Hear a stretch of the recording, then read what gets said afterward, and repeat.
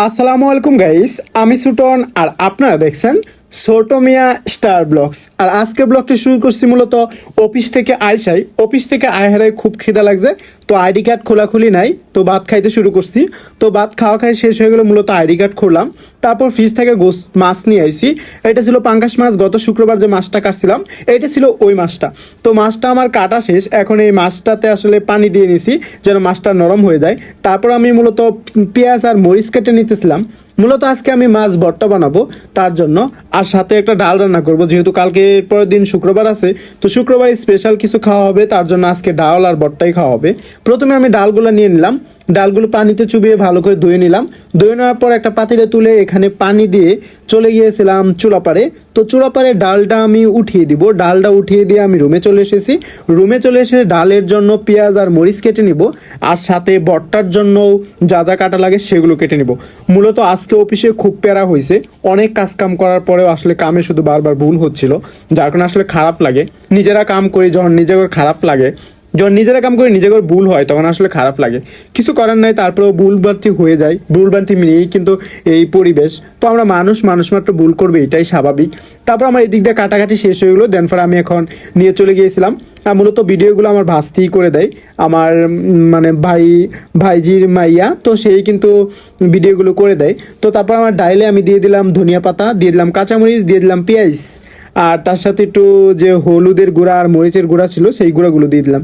দিয়ে এটাকে গোটা দিয়ে দিয়েছিলাম, যে গুটে আমি রুমে চলে আসবো। আর সবাই আমার দিকে মানে আগ করে তাকাইছিল আর কি, সবাই দুষ্টামি ফাজলামি করে ভিডিও করে দীক্ষা এই আর কি। তো তারপর আমি এখানে চলে এসেছি মূলত মাছ ভর্তা করব। আর আজকে মাছ ছিল পাঙ্গাস মাছ ভর্তা।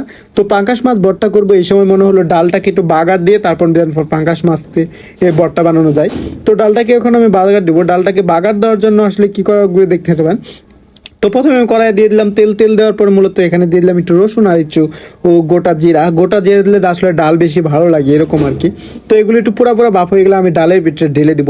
তো এটা আমার ডালের সাধারণ বাগার হয়ে গেল। তো আসলে কে কি দেয় না জানি না, কিন্তু আমি এভাবে দিয়ে দিলাম, কিছু করার নেই, আসলে একরকম করে খাইলে হইলো। তো এদিক দিয়ে আমার মাছটা ছিল, মাছটাকে একটু হলুদ মাখিয়ে একটু সুন্দরী করে নিলাম, তারপর দিয়ে দিলাম চুলায় দেওয়ার পর আসলে এখানে একটু মরিচ দিয়ে দিলাম। মরিচ আর এই একসাথে হতে থাকুক, তাড়াতাড়ি করতে হবে কারণ 10টা বেজে গেছে, বুঝতেই পারছেন। তো এদিক দিয়ে আমার এটা হইতে আমি কি করবো এখন, এদিক দিয়ে আমার পেঁয়াজ আর মরিচগুলো আসলে একটু করে নিব, যদিও হয়তো তো খাওয়া লাগবে চালু। তো এদিক দিয়ে এরকম করতে আমার এগুলো কিন্তু হয়ে গেল। দেন পর আমি এগুলো এখন নিয়ে যাব।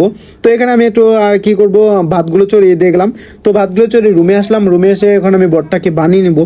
বটটা বানাতে একটা কথা ভাবতেছিলাম, প্রত্যেকটা দিন না আমি 12টা বাজে ঘুমাই, মানে 8টা বাজে আমার অফিস ছুটি হয়, 8, 9, 10, 11, 12, 4টা ঘন্টা আমি ভিডিও করি, এডিট করি, ভয়েস দিই, তারপর আবার আপনাদের সাথে শেয়ার করি।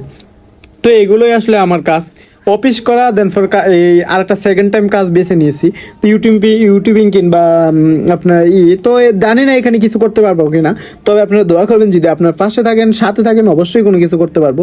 এদিক দিয়ে আমার ভর্তা মাখানো হয়ে গেলো, এখন কিন্তু আমি খাবো। এখন আমার খাওয়ার পালা, গরম ধোয়া ওটা ভাতের সাথে কিন্তু এই মরিচ ভর্তা কিংবা আপনি মাছ ভর্তা যেটাই খান সেটাই কিন্তু অনেক ভালো লাগবে। তো বিসমিল্লাহ বলে আমি মুখে দিয়ে দিলাম। তো আসলে এইটা খেতে এত লোভনীয় ছিল আসলে বলা যাবে না, অনেক স্বাদ ছিল। ভর্তা আবার আমি এমনিতেও বেশি ভর্তা খাই, তো আজকে তো আরও পাঙ্গাস মাছের ভর্তা, তাছাড়া কাঁচামরিচের ভর্তা আরও বেশি ভালো লাগে। তো খাবার দাবার আসলে খাচ্ছিলাম, খুব ভালো লাগতেছিল। কতক্ষণ জমিয়ে যখন খাওয়া দাওয়া শেষ করতেছিলাম তখনই পানি গ্লাস ধরে পড়লো, মানে বুঝতেই পারছেন অফিস থেকে আইসি না, আরও কাজ কাম করলাম, দৌড়াদৌড়ি করলাম, ভিডিও শুট করলাম আর রান্না করলাম, তার জন্য আসলে খিদে লাগছে। তো তারপরে এখানে আমি একটু ডাল নিয়ে নেবো, দেখি আজকে ডালটা কিরম হয়। যেহেতু ধনিয়া পাতা দিছি, মূলত আপনার ধনিয়া পাতা দিয়ে ডাল রান্না করবেন, ধনিয়া পাতা দিয়ে ডাল রান্না করলে ডালে প্রচুর পরিমাণ মানে টেস্টি হয় এরকম আর কি। তো এখন আমি ধনিয়া পাতা দিয়ে ডাল একটু খেয়ে দেখি কেমন হয়। তো একের হয়েছে, মানে বলার ভাষা বাহুল্য। তো আমার ভিডিও এটাই ছিল, তো আজকের ভিডিও।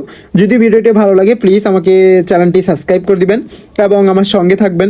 ছোট মিয়া ফেসবুক পেজটি ভালো থাকবেন, টাটা, বাই বাই।